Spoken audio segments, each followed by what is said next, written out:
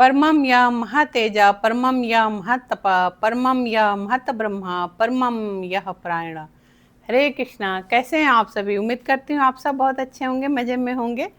आज अंतर यात्रा की यात्रा पर पुनः हम लोग विष्णु सहस्त्र नाम के तरफ आगे बढ़ेंगे और भगवान के नामों की चर्चा करेंगे, रसास्वादन करेंगे। और जैसा आप सबको पता है कि विष्णु सहस्त्र नाम की अपनी सीरीज जो चल रही है, तो आज हम लोग भगवान के जो नाम के आगे की चर्चा है 615वें नंबर से, उस पे हम लोग चर्चा करेंगे, क्योंकि 614 नंबर तक हो चुका है। भगवान के आगे के नाम है स्वच्छ स्वग सत्तानंद नंदी ज्योति गणेश्वर विजित आत्मा अविधेय आत्मा सतकृति छिन्न संशय। ये जो भगवान के नाम हैं, कहते हैं भगवान की जो आंखें हैं वो कमल के समान सुंदर हैं, यानी बहुत सुंदर हैं, बहुत बहुत सुंदर, अति सुंदर। तो इसीलिए वो जो हरि हैं वही वो स्वच्छ हैं। उनके हर एक अंग, उनके अंग प्रत्यंग बहुत सुंदर हैं, बहुत कोमल हैं। और इसीलिए शास्त्र कहता है कि वह स्वंग हैं, स्व अंग, बहुत सुंदर, जिसकी तुलना नहीं हो सकती, जिसको किसी चीज़ से आप नहीं कंपेयर कर सकते। अतुलनीय हैं भगवान, भगवान की महिमा, भगवान के हर चीज़ें जो हैं वो अतुलनीय हैं। तो कहता है शास्त्र कि वो परमात्मा जो एक ही हैं, जो एक ही हैं और सर्वत्र हैं, वही परमात्मा जो स्वरूप है वो उपाधि भेद से सैकड़ों प्रकार के हो जाते हैं, और इसीलिए वो सतानंद भी हैं। अमूमन आप लोगों ने देखा होगा, यदि आप मेरे वीडियोस देखते हैं तो उसमें मैंने इस जिक्र को बार बार मैंने किया है कि परमात्मा मूल में एक ही है। फॉर एग्जाम्पल यदि आप देखें उदाहरण के तौर पे, तो एक पेड़ से मैंने उसकी तुलना की है कि जिस भांति पेड़ का जो जड़ होता है, जड़ मूल जो होता है, मूल कहते हैं जड़ को, जो जड़ होता है, जड़ एक ही होता है, लेकिन उस जड़ से जो पेड़ एक निकलता है, वो पेड़ तो एक होता है पर उसकी हजारों लाखों टहनियाँ निकलती हैं, उसके उन टहनियों से लाखों लाखों और भी टहनियाँ निकलती हैं, उसके पत्ते निकलते हैं, फूल निकलता है, लेकिन मूल में देखा जाए तो वो जड़ एक ही होता है। और कहते हैं यदि पानी जब भी आप डालते हैं तो पूरे पौधे को नहीं देते हैं, और पूरे पत्तों पे आपको डालने से भी कुछ हासिल नहीं होता है। जब आप जड़ की सिंचाई करते हैं तो जो जड़ में गया हुआ जल है वो पूरे पेड़ को वो सिंचित कर लेता है, पूरे पेड़ को वो उस जल को पहुंचा देता है।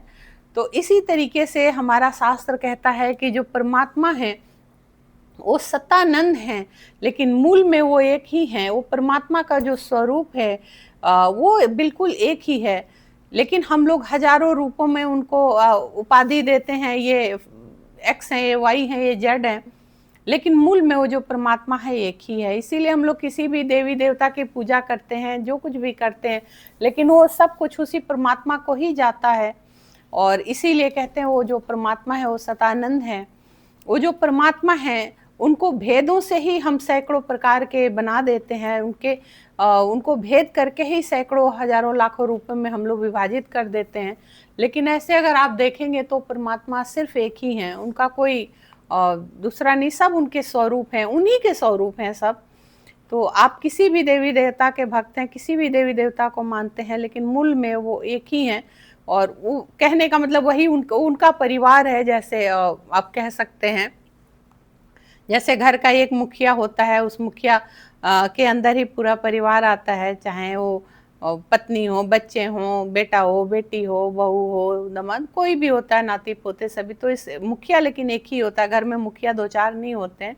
उसी तरह सृष्टि के जो पिता हैं, जो सृष्टि के जगत के पिता हैं, वो एक ही हैं, जगत की जननी जो है वो एक ही हैं, और उनकी सब मूल शाखाएं, मूल वो वही हैं, लेकिन उनकी शाखाएं और टहनियाँ और पत्ते, लताएं पताएं बहुत हैं। तो कहते हैं वही सत्तानंद है। शास्त्र कहता है कि उसी आनंद का एकमात्र सहारा लिए जो हर प्राणी जीता है, उसमें हम हैं, आप हैं, सभी हैं, क्योंकि हम सभी परमात्मा का ही सहारा लेकर ही ये जीवन यापन कर रहे हैं।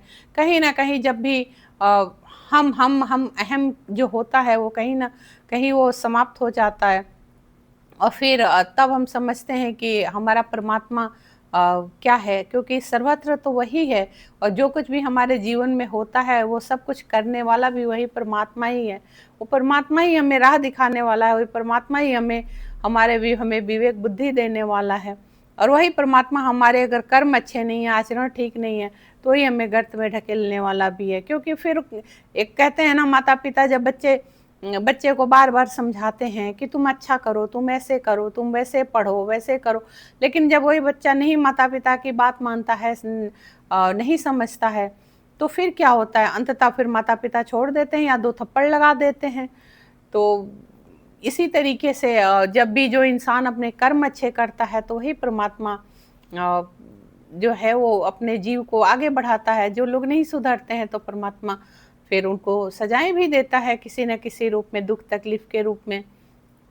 कहते हैं कि वही प्रभु जो परमानंद होने से नंदी है, क्योंकि जो नंदी है वो सदैव वो प्रसन्न रहते हैं। नंदी कभी, आपने नंदी को नहीं देखा होगा कि वो उछंखल हो, बहुत ही आनंद में रहते हैं, वो नंदी हैं। नक्षत्रों के ईश्वर होने से वही जो परमात्मा है, ज्योति गणेश्वर हैं। जिसको परमात्मा पसंद करते हैं उसे दुनिया पसंद करती है, यही दुनिया का दस्तूर है। और जिन्होंने आत्मा अर्थात मन से जिन्होंने अपने मन को जीत लिया है, वही जिन्होंने अपनी इंद्रियों को जीत लिया है, और वही जिन्होंने अपने जीवन में बैलेंस बना लिया है, कहते हैं वही इंद्रियों का बैलेंस बनाने वाले, वही मन को जीतने वाले, वही जो है विजेत आत्मा है। जिन्होंने अपने इंद्रियों को जीत लिया वही उनको फिर कोई नहीं हरा सकता, क्योंकि सारा खेल तो इंद्रियों का ही होता है। हम अपने इंद्रियों को जितना अपने इंद्रियों पे अपना कब्जा रखते हैं, जितना हम अपने इंद्रियों को अपने अनुकूल रखते हैं, अपने वश में रखते हैं, उतना ही हमारा जीवन सहज सरल हो जाता है। और क्योंकि इंद्रियों का कोई उनको कोई रोक नहीं सकता। वो अगर उच्छृंखल होना चाहेंगे, आप नहीं रोकना चाहेंगे तो बहुत उच्छृंखल हो जाएंगी। लेकिन जब आपका अपना इंद्रियों पे वश हो जाता है, तब आपकी इंद्रियां आपके हिसाब से चलती हैं, आपके कहने से चलती हैं। और एग्जाम्पल के तौर पे देखें, अभी मन ने कहा अरे मुझे हलवा खाना है, लेकिन यदि आपका अपने ऊपर कंट्रोल है तो आप ये देखेंगे कि मेरे घर में हलवा की सामग्री है कि नहीं है। अगर नहीं है, उछंखल है इंद्रियां, तो आप कुछ भी करेंगे, भागेंगे, बाजार जाएंगे, दौड़ेंगे, ले आएंगे। लेकिन अगर इंद्रियों पे आपका वश है, आप कहेंगे कोई बात नहीं, फिर कभी खा लेंगे। तो यही जो जीवन है, यही छोटी छोटी जो हमारी बैलेंस है जीवन में, जो सामंजस्य है, बनाकर हम जीवन को सुंदर बना लेते हैं। और जहाँ नहीं बना पाते तो उछंखल बना लेते हैं।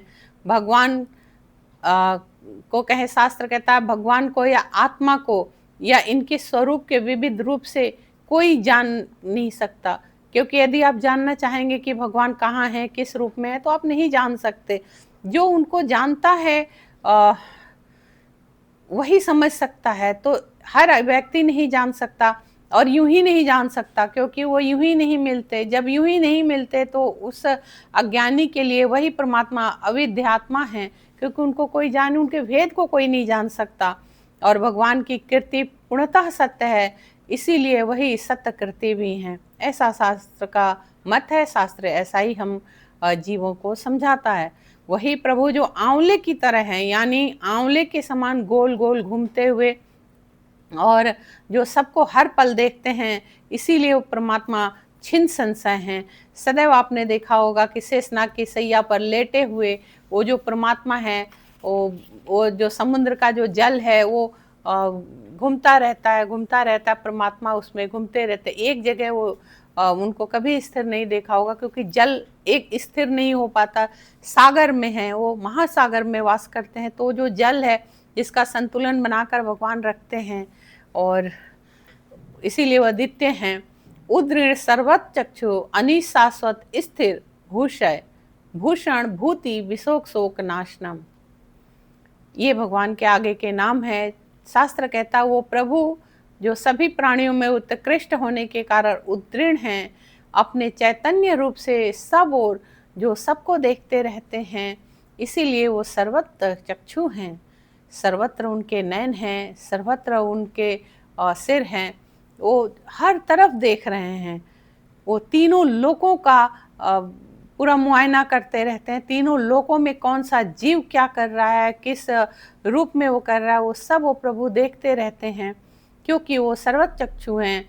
ये प्रभु सर्वत्र असंख्य नेत्रों वाले हैं।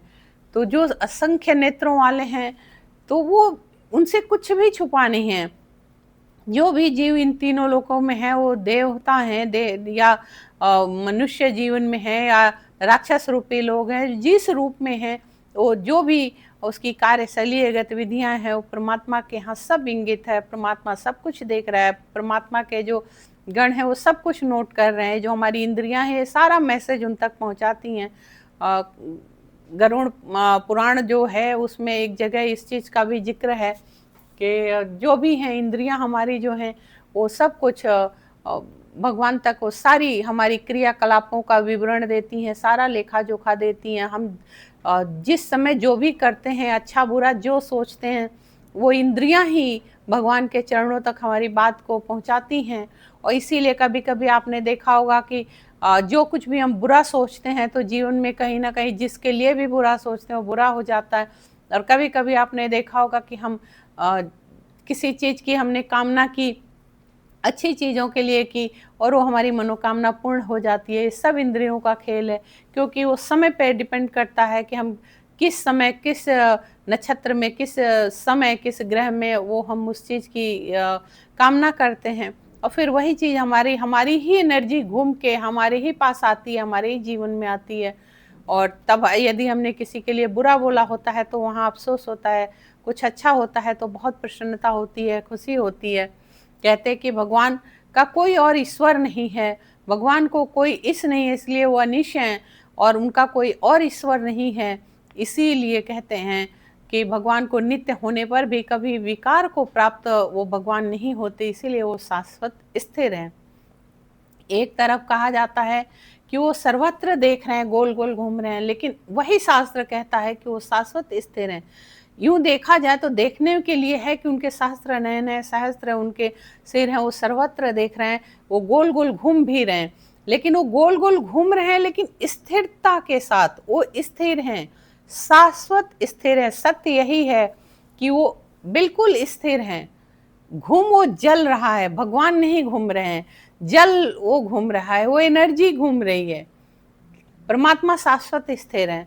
जब कहते हैं लंका की खोज के लिए रामा अवतार में जब भगवान श्री राम उस समय भूमि पर सोते थे, तो इसीलिए उनका एक नाम परमात्मा का भूषा है। क्योंकि उस समय माता सीता को जब रावण हर के ले गए थे, और भगवान जब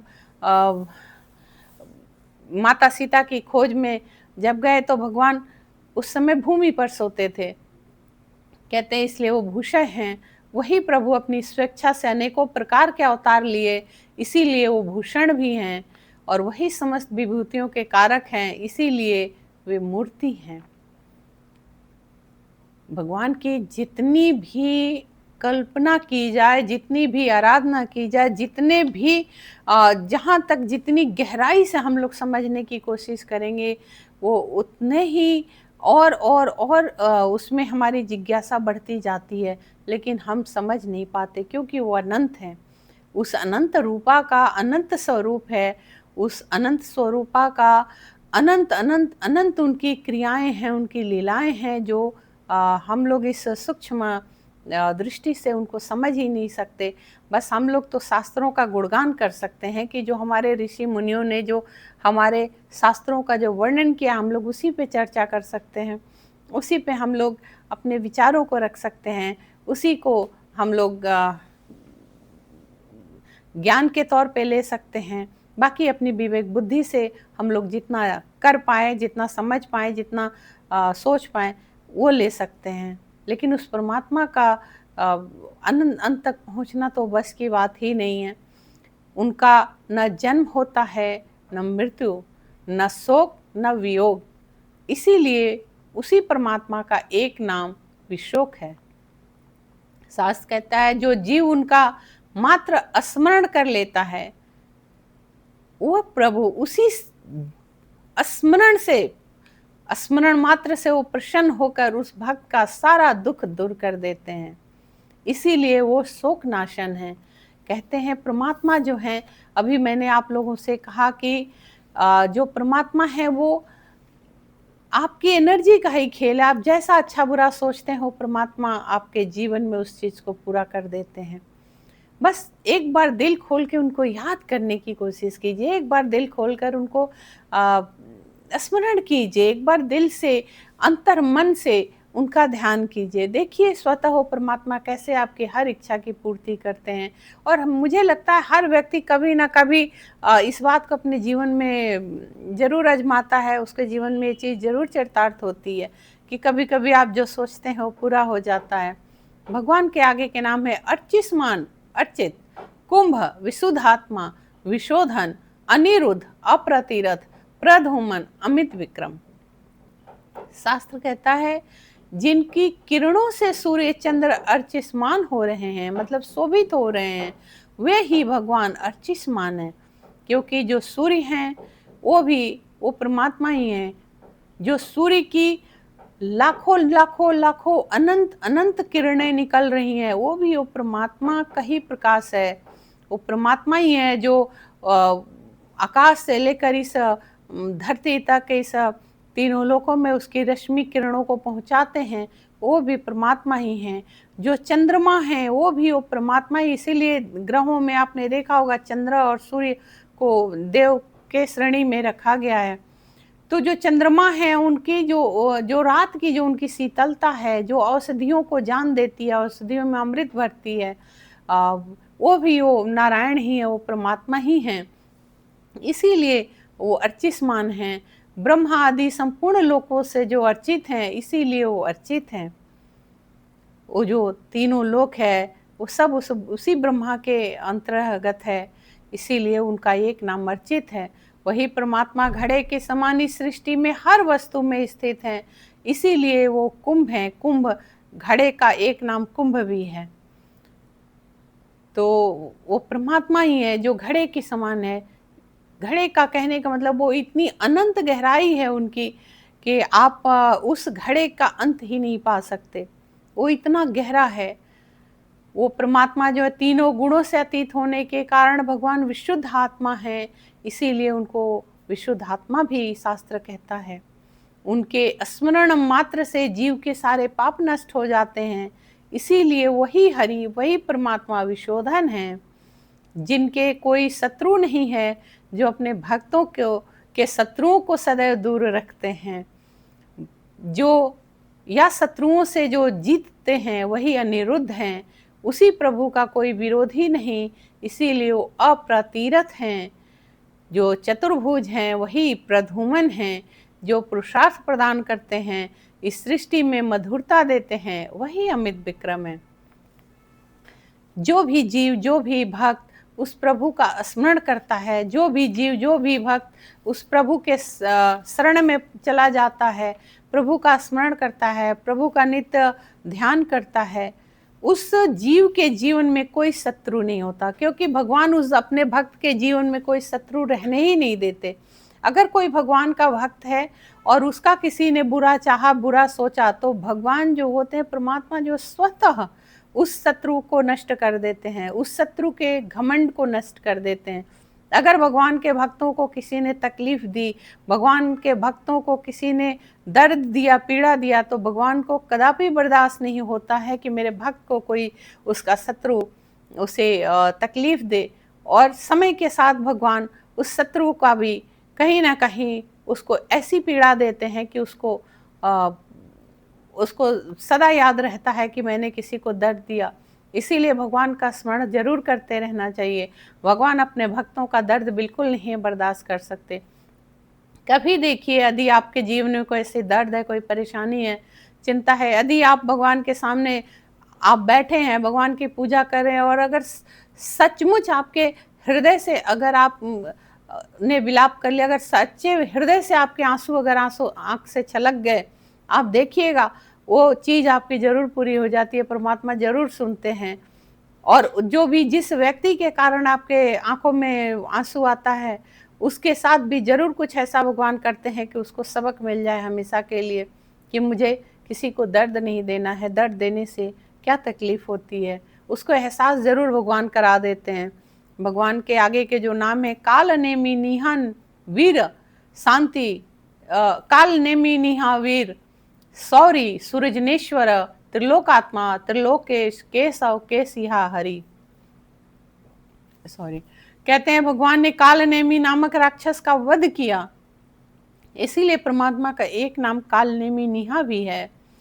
वो बहुत सुर हैं, बहुत बहुत बलशाली हैं, बहुत बड़े, उनकी सूरता का, उनकी वीरता का कोई बखान ही नहीं कर सकता, इसीलिए शास्त्र उनका एक नाम कहता है वीर है।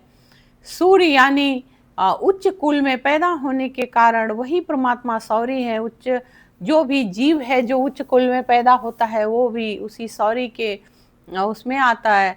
बहुत कहें या सर्वशक्तिमान होने के कारण वही परमात्मा सृजनेश्वर है, तीनों लोकों के स्वामी हैं। आत्मा होने के कारण जिनका कोई दूसरा बराबरी नहीं कर सकता, वही श्री त्रिलोकात्मा है, जो तीनों लोकों के स्वामी हैं, जो तीनों लोकों के अधिपति हैं, जो तीनों लोकों का उपभोग करते हैं, तीनों लोकों को अपने हिसाब से अपने तरीके से चलाते हैं। ये तीनों लोग जो हैं उनकी मुट्ठी में हैं, उनके हिसाब से हवा चलती है, उनके हिसाब से ही धूप निकलती है, सूर्य भी काम करते हैं उन्हीं के हिसाब से, चंद्र काम करते हैं उन्हीं के हिसाब से, सारे ग्रह काम करते हैं। तो जो परमात्मा है वही त्रिलोकात्मा है, क्योंकि उस परमात्मा का कोई था नहीं है, वो अनंत है। उन्हीं की आज्ञा का आदेश से ये सृष्टि चल रही है। वही त्रिलोकेश हैं, जो तीनों लोकों के स्वामी हैं, वो त्रिलोकेश हैं।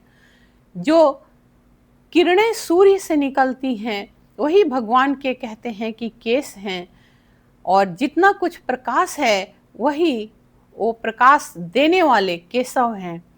वही भगवान ने केसी नामक राक्षस को भी मारा था, इसीलिए उनका एक नाम केसी भी है। और वही भगवान जो संसार के सारे दुख हर लेते हैं, वही भगवान हरि भी हैं।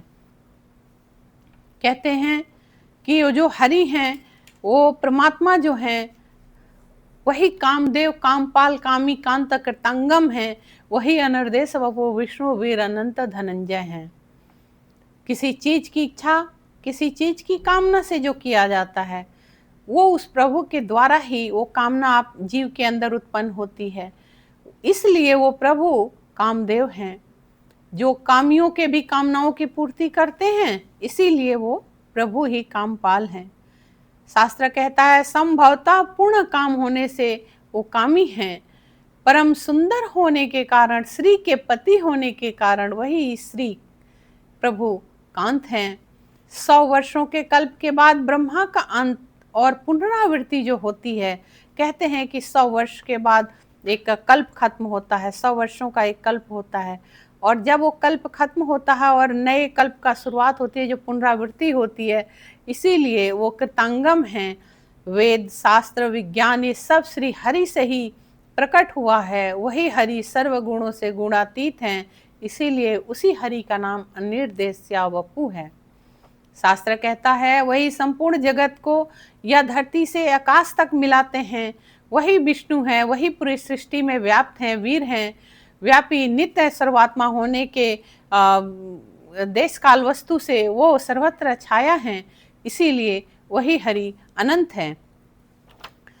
कहते हैं जिनकी ब्रह्मा सत्य ज्ञान अनंत है, गंधर्व अप्सरा सिद्ध किन्नर सर्प चारण सभी अविनाशी भगवान के गुणों का अंत नहीं पा सकते, इसीलिए वो हरि अनंत है। अर्जुन भगवान की विभूति होने के कारण ही अर्जुन का ही एक नाम धनंजय है। कहते हैं ब्राह्मण या ब्रह्मा कृता ब्रह्मा ब्रह्मा ब्रह्मा विवर्धना ब्रह्मावित ब्राह्मण ब्राह्मी ब्रह्मा यज्ञ ब्राह्मण प्रिय। तप वेद ब्राह्मण ज्ञान ये सब ब्रह्मा कहलाते हैं, और ब्रह्मा अर्थात तप आदि करने वाले ब्रह्मकृत हैं, और सबके हितकारी होने से वो ब्राह्मण हैं। ब्राह्मण जो सदैव सबका भला चाहते हैं, सबको पठन पाठन कराते हैं, सबको ज्ञान देते हैं, वो विद्या बांटते हैं, इसलिए ब्राह्मण हैं। ब्राह्मण रूप से जो सबकी ब्रह्मा रूप से जो सबकी रचना करते हैं, इसीलिए वही ब्रह्मा हैं। भगवान सत्य है, सब कुछ बढ़ाने वाले हैं, उनके विशिष्ट लक्षण हैं, इसीलिए ब्रह्मा हैं। उनका ब्रह्मा सत्य ज्ञान सब अनंत है, जो समस्त भेदों से रहित हैं, जो स्वयं जानने योग्य हैं, इसीलिए भी उनका नाम ब्रह्मा है। जो ब्रह्मा के तप को भी बढ़ाने वाले हैं, वही ब्रह्मा विवर्धन हैं। शास्त्र कहता है जो समस्त वेदों को बढ़ाने वाले हैं, जानने वाले हैं, वो ब्रह्मावित हैं, ब्राह्मण रूप से समस्त जगत का उपदेश करते हैं, इसीलिए वो ब्राह्मण हैं। ब्रह्मा के शेषभूत तप वेद मन प्राण जो हैं वो ब्रह्मा कहलाते हैं। भगवान में ही ब्रह्मा हैं, इसीलिए ब्रह्मी हैं। वही ब्रह्मा जो आत्मभूत यानी अपने को जानते हैं, इसीलिए ब्रह्माज्ञ हैं। जो अध्ययन करता है, पूजन जप तप उपवास करता रहता है, उसी पठन पाठन के स्वरूपों के लिए ब्राह्मण प्रिय हैं। जिस प्रकार प्रज्वलित अग्नि आरण्य प्रकट होती है, उसी प्रकार माता देवकी ने और वासुदेव जी ने जो पुत्र उत्पन्न किया, वही कृष्ण, वही हरि, वही परमात्मा है।